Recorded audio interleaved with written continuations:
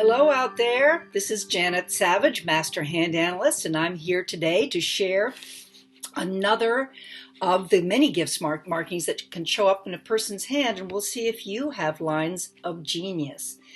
The gifted messenger versus the treadmill captive. Yikes, that's the penalty. All gifts in the hands come with a penalty, so you get to work through the penalty and become, in this case, the gifted messenger. So the first question you've got to ask yourself, if you have these, I'll be showing you what they are in just a minute. What's your message? The gifted messenger, yes, a.k.a. the lines of genius. I'll be referring to it as the gifted messenger. It's having a message to the masses. It's one of 17 possible gift markings in the hand. And look at, there it is at the tip of your pinky finger, right or left hand, doesn't make a difference. The story might be a little bit different depending on which hand, but basically it's vertical lines that go up that top section of your pinky finger. We call it the Mercury finger, god of communication. So no wonder, messenger. So you have to have at least 3 of them. You may have more, but at least 3 of them, and they have to go about 2/3 of the way up that section of that finger in order for you to qualify as the gifted messenger. So just what is the gifted messenger? If you have these markings, you have a special genius, and I'm going to share a quote with you in just a moment. A special genius for translating complicated concepts into clear, graspable ideas. But first, you really have to say, now, wait a minute, do I have this ability? So let's just take a quick look at a couple of other hands. By the way, these 2 samples for you to look at, the one over here under lines of genius, I've already drawn in for you. But here are the Mercury pinky fingers. So if you look really closely, you can see these vertical lines, and there are at least 3 of them, and they go quite long, especially in this one here over in the lower right, way up that upper digit there. So these people qualify for lines of genius. So do you. Train your eye, look at your own hands. And here's the gift. As I said, you have a genius for translating complicated concepts into clear, graspable messages. So here's the complex idea, the complex problem, the complex issue, the complex situation. And you have this distinct ability to simplify, to crystallize. To simplify, it means to eliminate the unnecessary so that the necessary may speak. So you are here to mesmerize and wow your audience. It is a message to the masses now. Your audience, in terms of the way you can simplify and crystallize complex information. They'll come away with a deep understanding of what might have been out of their reach before. And I guarantee it, if you're growing this message, that's what they're going to experience. Okay, so you remember you have a gift.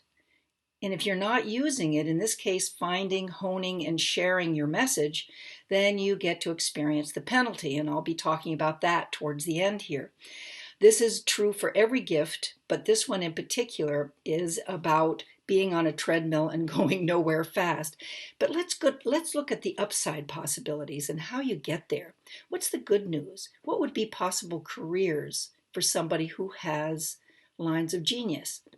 The written word, remember, this is about communication, being a writer, an author, a speaker to a large audience, TV, radio performer, a teacher. May not be a huge, large audience, but you may be teaching other teachers. It's a message to the masses, but you also are here to really touch your students' lives deeply with your power to communicate.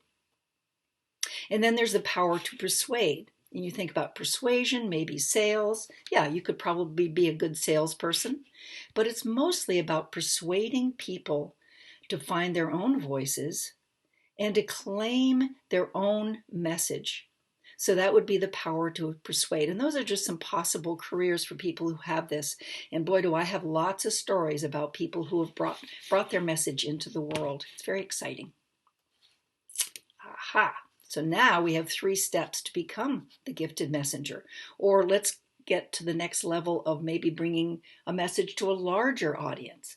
But here are the three. Find your message. Duh, that's pretty obvious. What are you yearning to express? What personal stories have shaped you? What themes keep repeating in your life? Number two, find the vehicle for that message. Do you love to write? Do you love to teach? Do you love to speak publicly? And probably even more importantly, what do others say about your special talent as a messenger?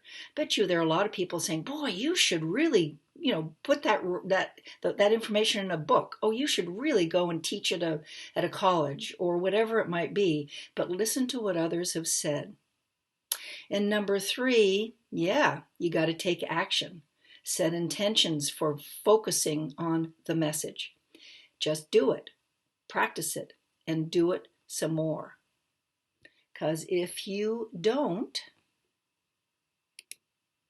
you get to be a treadmill captive, or perhaps chasing your tail and going nowhere fast. That's the bad news. No messages to the masses here. The bad news, if you're not focusing and developing and honing your message, then you get to experience the penalty. So self-diagnosis here. Are you busy solving everyone else's problems? Expending lots of energy but going nowhere that feeds your messenger spirit? Is the inner critic coming up with lots of reasons why you shouldn't give up your treadmill comfort to focus on your message? No one wants to hear it anyway. Believe me, they do. So you got to learn to get over that and find the support necessary. Okay, you have a gift. Time to unmask your messenger. Remember, it's the ability to simplify. This means to eliminate the unnecessary so that the necessary may speak. So go ahead and visit handtails.com and go to my blog, because there's more information about the gifted messenger, and there's more information about the other gifts in the hands. And I'd love to help you have a gift marking inspection if you want. That would be fun. You can find other videos in my YouTube channel under the gifted category, but there's lots more that you can do. I even created an audio about stories of clients and friends I know who have used the gift or not. So you can do all of that to pursue the gifted messenger some more. If you're the gifted messenger, go give it to the masses. Thanks for tuning in. Bye-bye.